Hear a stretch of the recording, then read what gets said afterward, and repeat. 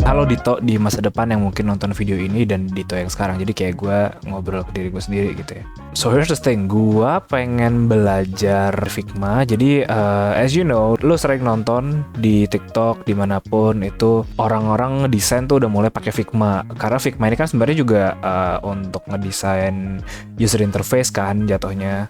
US tuh kan banyak banyak baseline UI gitulah gitu kan, bisa buat brainstorm, bisa buat mind map segala macem gitu. Nah kali ini lu pengen meningkatkan skill lu, gue pikir cara terbaik adalah dengan seakan-akan gue bikin video menyampaikan materinya gitu, jadi kayak sotoy-sotoy gituan gitu loh. Jadi nggak tahu sih, ini salah satu cara gue untuk memanipulasi kepala gue sendiri gitu. Jadi kayak gue belajar, gue baca, atau mungkin gue ngejelasin sambil baca gitu. Jadi kayak gue ngejelasin apa yang gue baca, lebih kayak gitu. So ada 5 tutorial yang disediakan. Jadi ini Figma itu ya aplikasi untuk bikin UI, sebenarnya UI UX, tapi orang-orang bisa pakai buat berbagai macam hal gitu. Jadi kayak orang fleksibel lah, bisa dipakai macam-macam. Kayak Canva aja gitu kan. Canva kan awalnya cuma buat kayak auto desain grafik itu, tapi sekarang bisa buat macam-macam, bisa buat Instagram story, bisa buat presentasi segala macam gitu. Nah, karena gue pengen belajar nih buat bikin belajar Figma gitu. Atau buat siapapun deh yang nonton gitu ya, entah gua sendiri atau misalkan nanti entah rekaman ini gua apain, kan gue juga nggak tahu kan ya gitu. Jadi kita langsung aja deh kalau gitu. So yang pertama kita buka dulu Figma Basics ya. Figma Basics. Oke, di sini ada take a quick tour of Figma, walk through Figma's unique editor and collaboration features. Jadi kita klik dulu ini karena kan gue nggak tahu sama sekali tentang aplikasinya. Jadi ada constraint. Constraint itu precise constraint lets you build fluid layouts to support multiple device sizes and breakpoints within the same group. All of your layers adjust the way you expect. No magic, you get full control. Oh, berarti kayak ini kayak semacam crop tool kali ya, yang kayak bikin frame-nya kita butuh ukurannya berapa kali berapa gitu kali ya. Nanti kita cobain deh. Terus ada vector. Pen tools all have been the scariest used because they can be touchy and fragile. Now they're both simpler and more powerful. Paths finally work the way they should. Berarti ini kayak pen tool di Illustrator atau di Photoshop gitu mungkin ya. Leave notes right in your design files. Get feedbacks, requests, and copy updates when you use them, not in your inbox. Oh, ini berarti kayak soal comments gitu, kayak kalau di Google dokumen atau apa kan kita bisa komentarin sesuatu gitu kan ya. Sharing permission. Share your projects with teammates, clients, and stakeholders, but don't let them mess up with your files. Control their access with granular permission and manage their access in one simple place. Jadi ini kayak mungkin ngajak orang buat ngecek ini kali ya. Dan multiplayer itu juga bisa di sini ada di share, itu collaborate in real time. Jadi kayak semacam Google Docs atau kayak Miro gitu mungkin. Ya, probably. Ya, semacam Miro dicampur Illustrator mungkin kali ya. Kayak gitu. Team library. Jadi tadi di layers kita ganti ke aset, terus di sini ada team library. Jadi kayak kita bisa nge-share komponen-komponen atau icon-icon yang bisa kita masukin gitu ke sini. Terus juga ada export. Di sini ya berarti export itu untuk export your design, ukurannya apa segala macam gitu, bisa export ke berbagai macam hal. Dan to view your frame lives on your device, just download Figma Mirror on your iOS or Android device, dan they will update instantly no matter what network you are on and with no need to connect USB. Jadi kayak karena ini ditujukan untuk bikin UI, jadi UI-nya bisa langsung diupdate, dicek di HP gitu kali ya. Nah, terus ada lagi nih file browser. Di sini ada file browser, ada file edit, view, object, vector, text, arrange, plugins, integration, preferences, libraries, help, and account. File browser allows you to navigate through your account. You can use it to access personal files, create join teams, connect with the wider Figma community. You can head there by clicking back to the files in the main menu. Oke, jadi itu dia tadi semua hal yang perlu gue tahu. Dan kalau misalkan kita lihat lagi ya, kita analisis ya. Tadi ini udah dijelasin atas-atasnya. Ini tadi bikin frame, ini mungkin bikin shape, ini bikin pen tool, ini text, ini hand tool tuh kayak buat geser-geser. Terus ini ada present, gua nggak tahu ini present buat apa. Terus ada apa nih, missing fonts, karena mungkin ada font yang dia ada di sini tapi sebenarnya nggak ada di file kita. Terus ini zoom view optionsnya, jadi kayak nunjukin seberapa dia sesuai skala gitu kali ya. Kita coba klik ini kali ya, present. Gue pengen tahu nih. Tapi kalau misalkan sebelum kita klik-klik deh, ini ya layers. Di sini kemungkinan besar sih ini apapun yang ada di sini jadi layer-layer kita bisa bikin sendiri atau nanti juga muncul sendiri. Gue nggak ngerti. Ada aset juga. Mungkin nanti bakal kalau misalkan kita udah mulai ngedesain bakal muncul aset-aset atau gambar-gambar di sini. Dan ini pagesnya Figma Basics yang kita lagi lihat gitu. Jadi mungkin ada beberapa pages dalam satu dokumen gitu ya. Ini ada desain, terus ada prototype. Prototype itu mungkin untuk naruh ke apa namanya, untuk naruh ke, nah ini ceritanya running your prototype.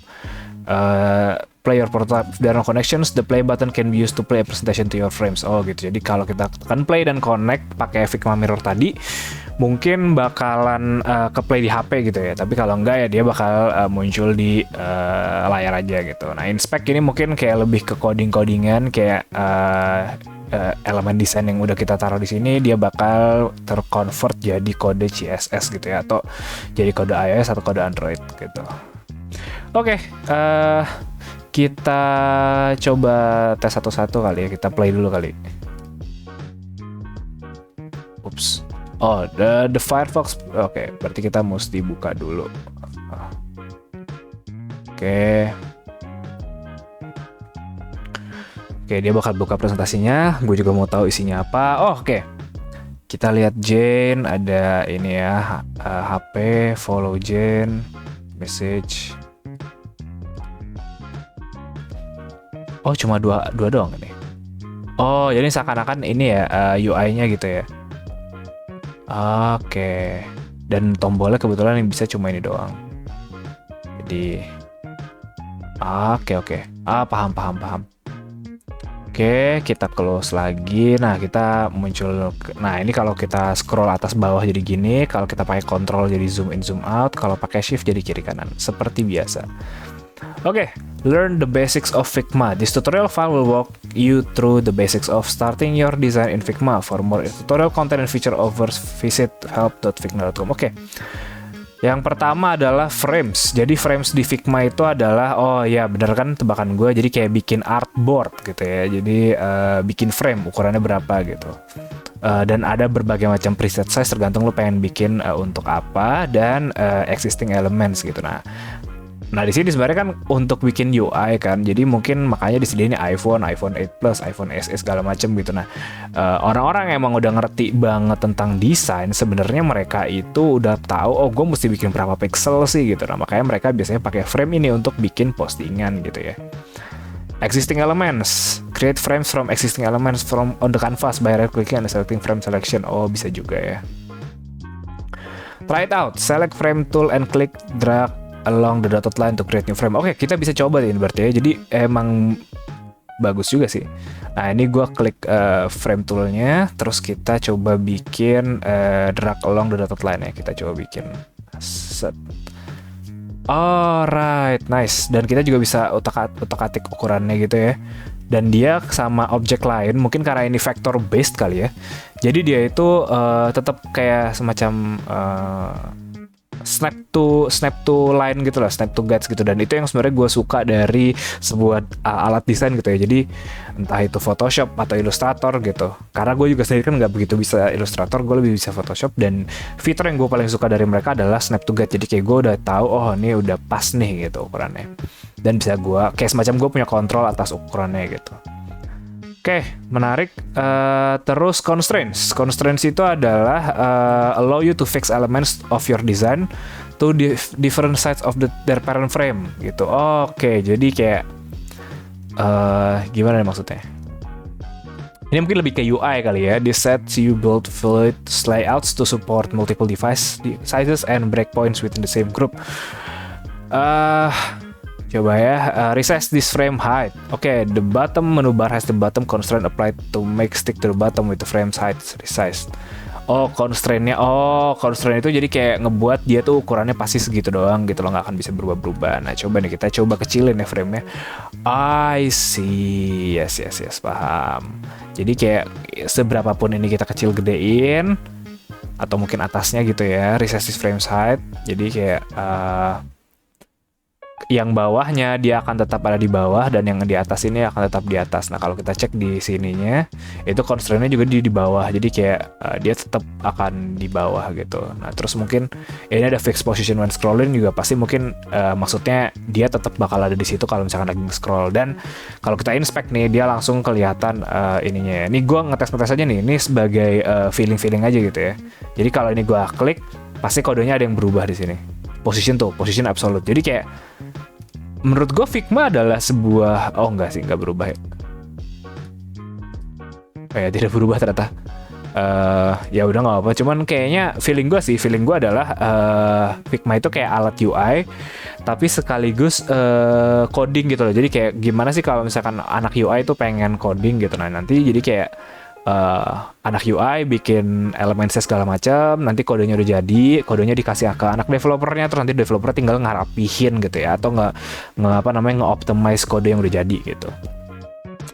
Resize these frames with the input fields as well button have left and right constraint apply to them making them expand to fill the viewport. Iya bener ya, jadi kayak left and right ini dia kayak tetap gitu.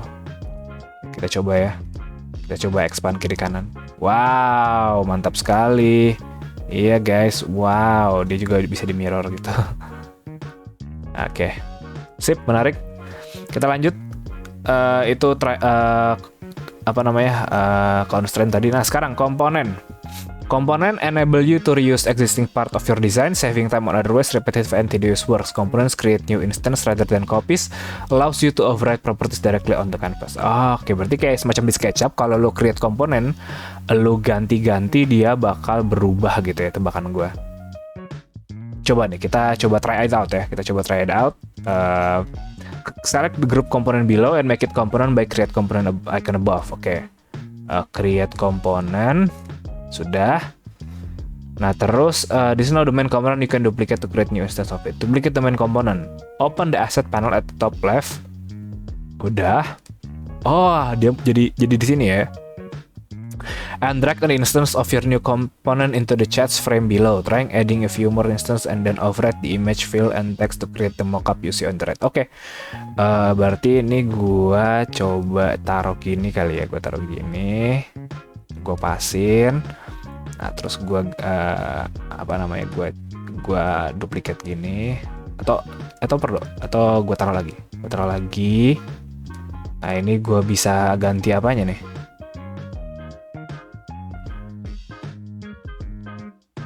Fill more instances. Gue nggak ngerti cara ngedit ini sih, ngedit stroke enggak. Oh ini maksudnya tuh belum ada apa-apa gitu ya. Jadi yang ada tuh image ini. Nah image ini bisa diganti kalau lo mau. Kalau gue ganti jadi gimana? Oke, misalkan gue ganti ini. Oke, jadi dia jadi kayak semacam item grup-grup satuan gitu daripada. Jadi lebih ke bernama kali ya komponen itu. Jadi kayak lebih daripada grup.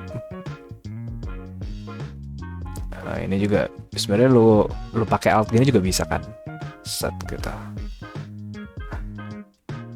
Nah pertanyaannya adalah ngeditnya di gimana? Oh oke. Di sini ada list itemnya dan kita bisa utak-atik segala macamnya gitu. Jadi kayak, tapi kalau lo mau repot sih bisa kayak gini gitu. Cuman menurut gue kayaknya nge-alt itu lebih mudah. Tapi mungkin lebih mudah lagi kalau grup tadi lo jadiin komponen dulu supaya memudahkan atau merapihkan. Ini kira-kira apaan sih gitu. Jadi ada namanya gitu. Oke, menarik. Lanjut. Ini how to create styles. Styles features to define a set of properties like color, font, effects, segala macam. Oke, jadi styles itu kayak warnanya atau gimana gitu. Create new style. Select text from the first chat bubble below and create new text style from it.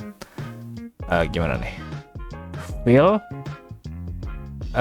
Ini color styles, create style, tutorial, gitu kan?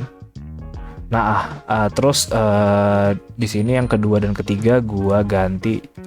Oke, gua ganti stylesnya. Kalau textilesnya juga sama. Textilesnya di mana nih? Oh, mungkin maksudnya ini kali ya, bubble ini kali ya. Ini ya gua gini deh, tutorial 2.